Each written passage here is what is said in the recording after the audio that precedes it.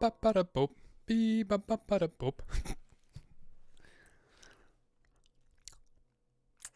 Well, hello everybody, and welcome to this Thursday's MBE Movie News. I am John, and I am here from MBE, who defunct it, to speak about some movie news. And of course, the headline of the show is about the man of the moment, the man of a decade's worth of storytelling alongside Tony Stark, aka Robert Downey Jr. It's all about Chris Evans and Captain America, aka Steve Rogers. There's been rumours floating around today. I was not aware of these rumours until just an hour and a half ago that one Chris Evans could be set to return to portray Captain America in the MCU. Now, as you can see, I am not going to be a non-partisan fence sitter on this subject. I am completely biased. I'm a big fan of Captain America. I've got the hat, I've got the shield, I've got Mjolnir over there as well. I can't be asked going to grab it. I love this character, I love the actor, I want to see this happening. So if you're just looking for a subtle opinion, or a not so subtle opinion, then there you go, there's my opinion on it. I want it to happen, 100%. This is coming in from Deadline. I am going to have to edit the caption because I was a lazy shit and I didn't change this from the show last night, so bear with me to quickly try and get it right. There you go, it was nice and simple, wasn't it? 2 clicks and I'm back on the screen. But this is coming in from Deadline, and as you can see, they say Captain America eyes return to the MCU as Chris Evans nears a deal to reprise the role in future Marvel projects. And of course, this is an exclusive from Deadline. Not much meat on the bones, just having to take their word for it that this is indeed the correct information, that they have their finger on the pulse. But they've had this to say, I'm going to read it off my iPad because my eyesight is borderline geriatric and I cannot read as far as 6 feet in front of me at the monitor. So I'm going to read it. It's in a move that is sure to rock Marvel Cinematic Universe. The Marvel Cinematic Universe, I should say. Sources tell Deadline that Chris Evans is cleaning the dust off his Captain America attire as he is expected to reprise the role in the MCU in some form. It's still vague whether the deal is closed, but insiders say it's headed in the direction for Evans to return as Steve Rogers, aka Captain America, in at least one Marvel property. With the door open for a second film, sources add it's unlikely to be a new Captain America installment, and more likely to be like what Robert Downey Jr. did after Iron Man 3, appearing in such films as Captain America Civil War and Spider-Man Homecoming. Chloe Mayer and Nana, Chris Evans was on Twitter destroying it. Is he lying? Well, I've got that article up as well. You're absolutely right. He had this to say. News to me. Now, what I would say to that is that could be him telling a little pokey pie, a little lie. He's not going to come out and say on social media and announce to the world before the deal is penned he's coming back as Captain America, Steve Rogers. That would be monumental news for the MCU, monumental news for Marvel fans, monumental news for superhero movie fans, comic book movie fans in general. And he wouldn't really want to announce that on social media. He wouldn't want it being sort of quasi, is that the correct word? I don't know, announced via rumour mills and Deadline. He would wait until this was confirmed in, all but name dotted, I's dotted, T's crossed before he came out and actually confirmed it. So I'm not going to put too much on that. I think he's probably playing his cards close to his chest. I sincerely hope he is, because like as I did say, you're not going to get an unbiased opinion from me. I've got a Captain America hat on, I've got a Captain America shield behind me. I want to see this character returning to the MCU in all of its glory. Can you tell you're a fan? The hat and the shield. You know what it's like? It's like Brent, Ricky Gervais, that stalker. The catchphrase, the wig, the jokes. Love it. Or whatever it was. That's what it's like. I'm slightly obsessive. But look, man, I love Tony Stark. I love Steve Rogers. The sort of linchpins of the Infinity Saga. I was in my formative teens when this started. Was I? I have to think back now. Was I? 2008. Yeah, I'd have been 19. Just leaving my teens, not my formative teens. And then I've explored these characters. I've went on a journey with these characters over the course of 11 years, so I'm well invested. I want to see it happen. In terms of how it could happen, though, I think there's 2 distinct possibilities. If indeed it is going to be confirmed that Chris Evans is returning, I think you've either got the possibility of a multiverse. Of course, it's been explored in Spider-Man 3, it's been explored in Doctor Strange in the Multiverse of Madness, and in WandaVision no later than tomorrow. Well, it's actually getting into tomorrow in just about an hour, so that's going to be very, very soon indeed. WandaVision coming out 15th, I'm pretty sure it's tomorrow, I'll need to double check that. So they will be exploring multiple versions of characters, different versions of characters coming in from different universes, different timelines, so we could see Chris Evans' Steve Rogers' character, a different vein coming in via a multiverse concept. It could be he makes a cameo in Spider-Man 3 or Multiverse of Madness. And I think as an artistic side, that would probably be the one that he would want, I'd imagine, because that would allow him to explore the character in a different light, in a different vein to what he has done before. So creatively, and in terms of pushing him, he doesn't really want to get back, I'd imagine, into the very same character he played all those years. He'd want to do a different version. So I suppose the multiverse version would probably be a nice way to freshen up, put a new lick of paint on the character. The other possibility for him returning, though, could be the Kang the Conqueror storyline. Jonathan Major coming in, or Majors coming into Ant-Man Quadrophenia, I can't even recall the name of it, but they're exploding, I can't speak, I'm like Jonathan Ross tonight, I can't pronounce Mars, exploding, I'm crying. They could be exploring time travel, as Mark Ruffalo's smart cult famously shouted in Endgame. They could be exploring the quantum realm in great detail, I presume they are, it's in the title. Kang the Conqueror already confirmed to be appearing in that movie. He is a time traveller. He likes to manipulate famous battles and make himself look like the sole victor. Could be he rubs up Steve Rogers the wrong way in a sort of time travel extravaganza. Chris Evans' Steve Rogers comes back. Maybe old man Steve Rogers, maybe youthful Captain America comes back once again via time travel and wreaks utter chaos, utter havoc on Kang the Conqueror. That's the two possibilities I think we could see. We can't have him just travelling back for no reason. And I don't want to see old man Captain America, that'd be terrible. Some geriatric 90-year-old walking around with his Zimmer frame. I want to see him back in his sort of resplendent, youthful form. So there's two possibilities for me if it can happen. That's them, time travel or multiverse, different version of the character. My personal favourite would be the time travel, Kang the Conqueror. You're bringing in Kang the Conqueror, he's a big time villain. You need big time characters to face off against him. And even though I do like Paul Rudd and Scott Lang and Ant-Man, he's not a big time character, is he? He's a bit of a superfluous side character, set dressing if you like. So I am absolutely on board for this. I want to see this happening. I hope this is confirmed. I hope that Chris isn't pulling my legs on social media by saying it's news to him. I hope he's playing it coy, if you like. I've seen some comments from fans, so-called fans, absolutely destroying this. They want to see another Black Widow movie if he gets another Captain America movie. Well, he ain't getting another Captain America movie. He's just appearing in potentially 2 other movies. And Lord knows, why would you want another Black Widow movie? We've not even had one yet.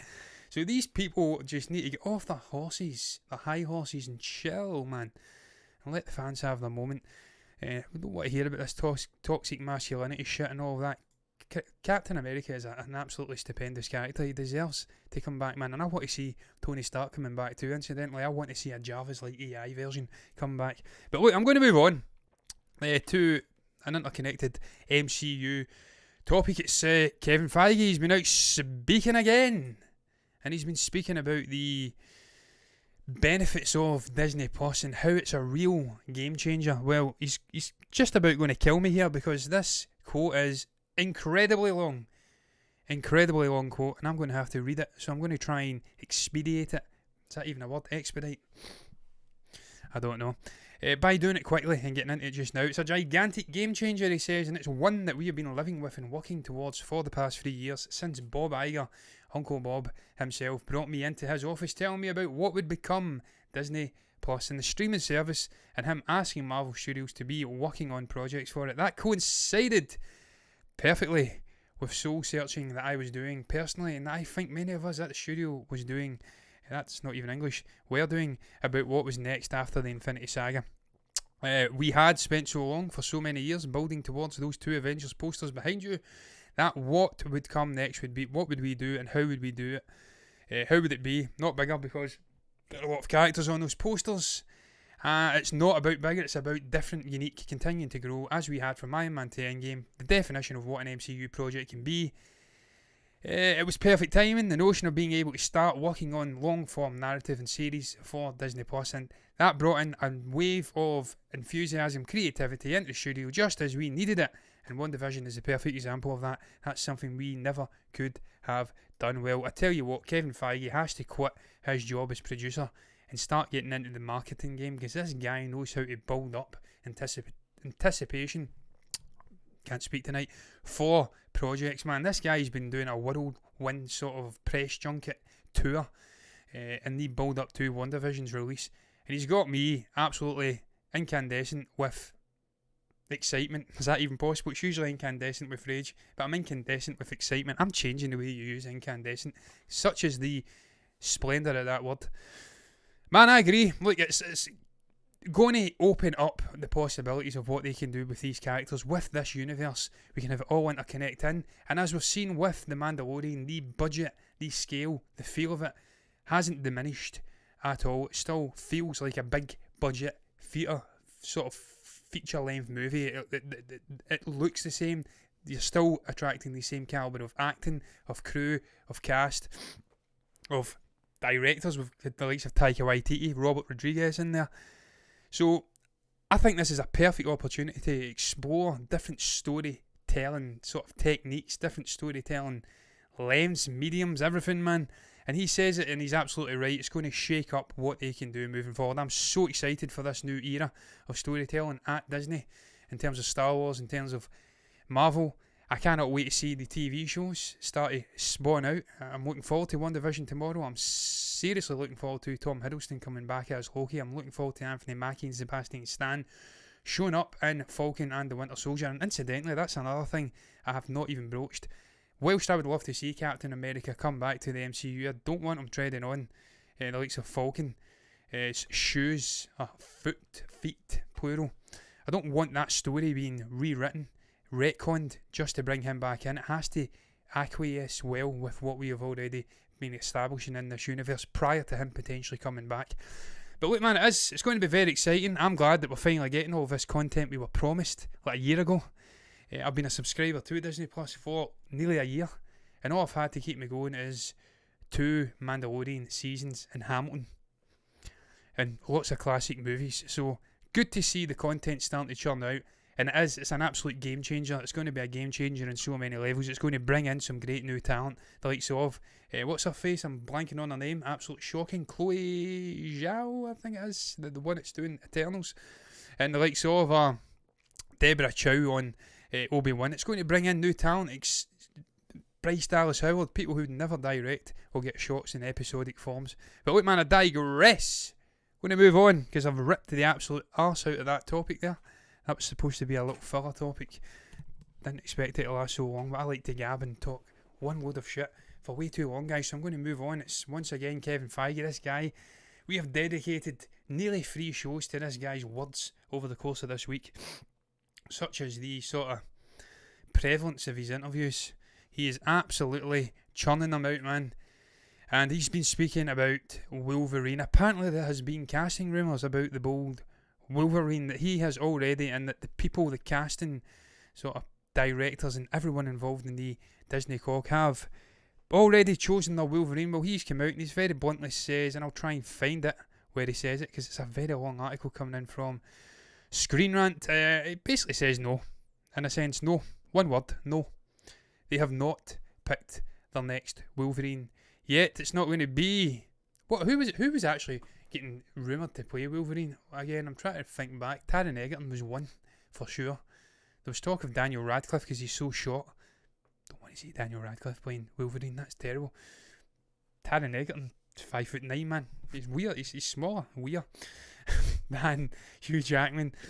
Suppose he's a good enough actor. He could certainly play Wolverine, but not my choice. My choice would be to go down the unknown route. Leave it 4, 5, 6, 7 years, however long it may be. Bring in a sort of up-and-coming young blood actor who can portray this character for a decade or more. And just, you don't want to be getting taken out of pictures by bringing in established actors already. So, look, there's not a huge amount of meat on this story. It's just a simple one-word answer. No. But I'm just going to regurgitate what I says. When I says that, I do not want to see the primary players in the mutant side, the X-Men side of that universe, getting introduced into the MCU that quick. I want to see it being delayed at least half a decade.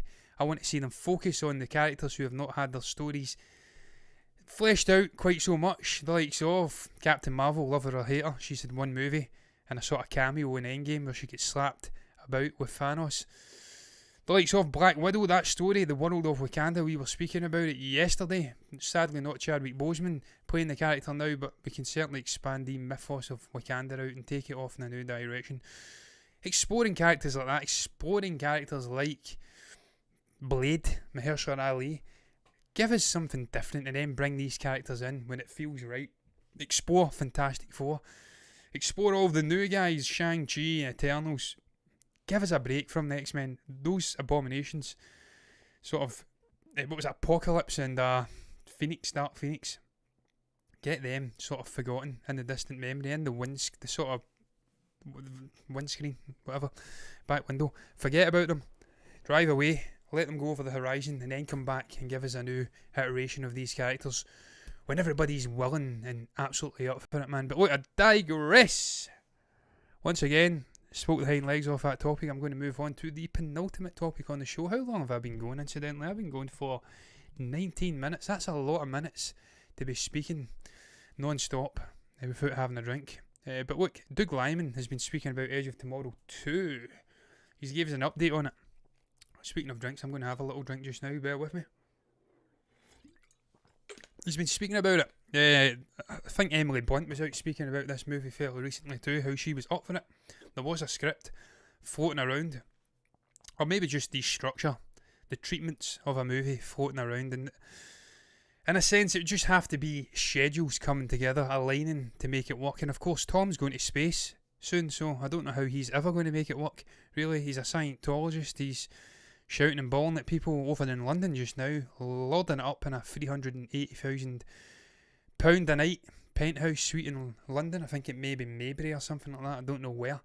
So this guy's never really going to have time. But look, this is what Lyman's had to say about it, and it's these quotes are all blending in, so it's going to be an absolute nightmare to try and read this. But look, I digress. Where the hell are the quotes? Is this it here? I've always been interested in the idea of a sequel being more character driven than the first film, he says, because that's not how things are normally done. That's been my approach when developing the sequel, and because Tom Cruise and Emily Blunt are such phenomenal actors, I get sometimes the sequel has to just have more firepower and more explosions, but no visual effect is going to top what you're going to get from a great scene performed by Tom Cruise and Emily Blunt. And what is he saying there? Down there, that's the next one. It's one of these things where if Tom, Emily and I were to say we are ready to pull the trigger on this script, it's Tom Cruise, Emily Blunt, the film gets made. That's pretty much how Hollywood works. The stars are the gatekeepers.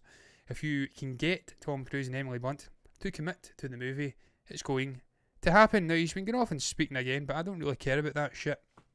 All I care about is what's pertinent to Edge of Tomorrow 2. I really enjoyed the first Edge of Tomorrow. It was an interesting little story.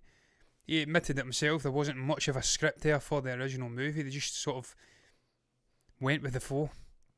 It was all ad hoc and things were getting brought in and stuff like that. He was bouncing off of Tom Cruise, bouncing off Emily Blunt, and they were making jokes about how we'll finally get this script sort of refined and finished before the shooting. We'll get it refined and finished before the wrap. We'll get it refined and finished before it goes to the theatres. And that's not really an issue for a movie like Edge of Tomorrow, because Edge of Tomorrow was a great little action movie. That concept of live, die, repeat. It was nice, and he's right in what he says when you have Emily Blunt and Tom Cruise in there, absolute superstars, brilliant actors, then you can get away with murder. You don't have to have a Scorsese-esque script to carry these actors. These actors will carry you along in the crest of a wave. So I liked the first movie. It was interesting, it was different, it was fresh. I like Doug Liman. I think he's a great director, a great filmmaker in general. And I would absolutely be wanting to see an Edge of Tomorrow 2 if they can make it happen, if they can align these two superstars, actors sort of schedules, get these two guys free for a couple of months, get this movie shot. I'd like to watch it, man.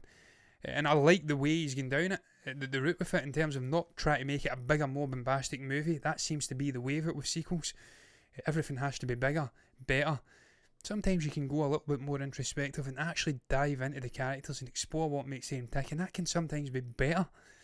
We've seen that with Godfather 2, most famously. We didn't go off, but it was bigger and more bombastic, let's be honest. You put Robert De Niro in a movie and it's always bigger and more bombastic, but the way they explored Don Corleone's younger life and how that shaped him and everything that was to be, that was a beautiful way to go with it. And that's something I'd like to see. I don't know how the hell The Godfather 2 is pertinent to The Edge of Tomorrow, but hey ho, I went down that route and I can't take it back now. But I'm going to move on to the final topic on the show tonight, and it's all about David Fincher.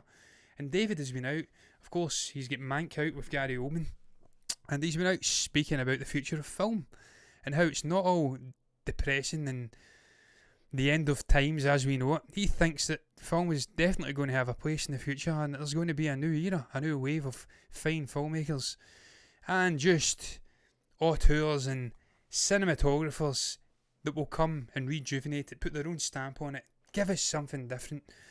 And I completely agree with every word the man says. I'm not going to read all of the quotes because they're very lengthy, and he can talk a bit like me. Funnily enough, this guy knows more about cinema than I will ever know, though.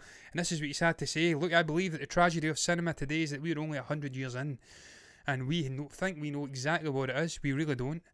What we've done is merely refined it, an experience to a story, which is the hero with 1,000 faces over and over again. We beat this drum that we have reached the limits of what cinema can do, make us feel, talk about. I would be inordinately depressed. I'm not. I'm emboldened. I feel that I don't need any more published screeds of me talking about how unfair it is that Marvel wants to make a profit. I don't have an issue with that. I've never had an issue with that. And this is what he goes on to say, and this is the more pertinent quote, really. Pertinent's the word of the night, clearly. There's this notion that movies are dying. They're not.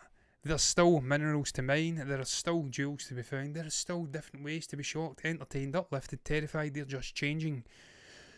You change with them. I think anyone who, like me, is curious about how to impart their story, there's going to be plenty more opportunities, at least in the short term, and depending on how long this pandemic goes on, there may need to be a lot more. Look, cinema and film will never die. Humans for millennia have shared the communal experience of going and being awed by performance, by art. And for millennia, people have wanted to create art, be it on walls, be it on stages, be it in a coliseum, murdering somebody, dismember them into 20 million pieces, or be it as a great director or actor. People have always had that urge to go out and create art, and it's not going to die because a pandemic came. We had a pandemic 100 years ago, and it didn't kill humanity then, and it was much worse than this one, and it didn't change the way we lived. We rebounded and came back. Film get better. And just like in the 50s, the 60s, the 70s, the 80s, new waves of directors come up and they replace the greats and they become great in their own like. We've had the likes of Coppola, Lucas, Spielberg. Before them, the likes of, I don't know, man, you can go all the way back. Even Sidney Poitier was doing directing. You can go all the way back to the greats, man. You can go forward to the likes of Nolans and, I don't know, Tarantino and Greengrass. Coen Brothers, the list is endless. There has been generations of new directors coming through, and they impart their own style, their own vision on filmmaking, their own sort of unique way of telling stories differently and rejuvenating it for a new generation, putting their own sort of unique things into it, man. So it's not going to die. I completely agree with Fincher. He's bang on. Fincher, Christ, there's a name.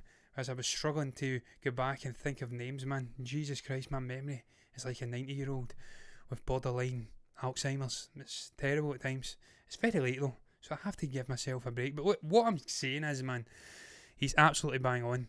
People are beating the sort of the doom drum, thinking the world is going to end, and it's not. Cinema's not going to end, and all of these theatre companies that are on their knees just now will survive and live to see another day, and we'll be back in theatres enjoying films. But look, I digress, man.